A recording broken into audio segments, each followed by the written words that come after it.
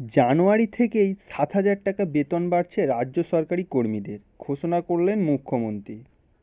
এই মুহূর্তে অফিসিয়ালিভাবে জানানো যাচ্ছে যে রাজ্য সরকারি কর্মীদের বেতন ৭,০০০ টাকা করে বৃদ্ধি পেয়েছে। এটি কার্যকরী হবে ১লা জানুয়ারি থেকে। তাহলে চলুন বিস্তারিতভাবে বিষয়টি জেনে নেওয়া যাক।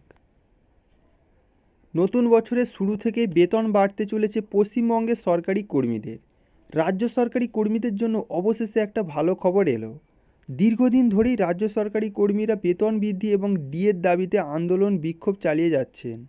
তবে সরকারি নিদ্রা যেন ভাঙে না। মামলার জল গড়িয়েছে সুপ্রিম কোর্টে। আর এবার সরকারি কর্মীদের স্বার্থে ঘোষণা করলেন রাজ্যের মুখ্যমন্ত্রী মমতা ব্যানার্জি। জানুয়ারি থেকেই ৭,০০০ টাকা বেতন বাড়তে চলেছে তাদের। কেন্দ্রীয় হারে ডিএ দেওয়া নিয়ে বহুদিন ধরে রাজ্য সরকারি কর্মীরা নিজেদের দাবি তুলেছেন রাজ্যের মুখ্যমন্ত্রীর নিকট। তবে এখনও পর্যন্ত সেই নিয়ে কোনো ইতিবাচক ঘোষণা করা হয়নি সরকারের তরফে। আর এবার রাজ্য সরকারি কর্মচারীদের একাংশকে বিরাট সুখবর দিলেন মুখ্যমন্ত্রী মমতা বন্দ্যোপাধ্যায়। সরকারি কর্মীদের বেতন এক ধাক্কায় ৭,০০০ টাকা বেড়ে গেল। ২০২৫ সাল থেকে এই নতুন বেতন কাঠামো চালু হবে বলে খবর মিলছে। এই মুহূর্তে এই খবর শোনার পর খুশির আবহ রাজ্য সরকারি কর্মচারীদের। তাহলে চলুন আরও একটু বিস্তারিতভাবে জেনে নেওয়া যাক ঠিক কাদের বেতন এবং কতটা করে বাড়ানো হলো। রাজ্যে কর্মরত সরকারি কর্মীরা বহুদিন ধরে বেতন বৃদ্ধি এবং মহার্ঘ ভাতার জন্য প্রতিনিয়ত আন্দোলন করছিলেন। রাজ্যের বিভিন্ন প্রান্তে ডিএ আন্দোলনের আঁচ বাড়ছিল।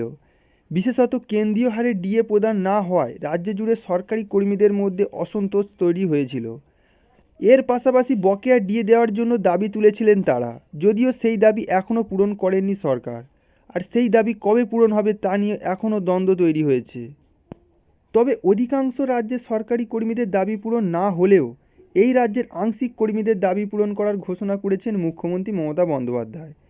রাজ্য সরকার আগামী বছর তথা ২০২৫ সালের জানুয়ারি থেকে এই নির্দিষ্ট কর্মীদের জন্য নতুন বেতন কাঠামো চালু করার ঘোষণা করেছে, যা কর্মীদের মুখে হাসি ফোটাতে বাধ্য। ইতিমধ্যে রাজ্য ও কেন্দ্র সরকারের ভোকেশনাল ও কম্পিউটার সাক্ষরতা মিশন প্রকল্পের কর্মীদের জন্য নতুন সিদ্ধান্ত নেওয়া হয়েছে। মূলত আইটিসি কম্পিউটার টিচারদের জন্য এই ভাতা বাড়ানোর সিদ্ধান্ত হয়েছে। আর এই নতুন কাঠামো অনুযায়ী ৫ বছরের চাকরির অভিজ্ঞতা থাকা কর্মীদের ন্যূনতম বেতন হবে ২১,০০০ টাকা।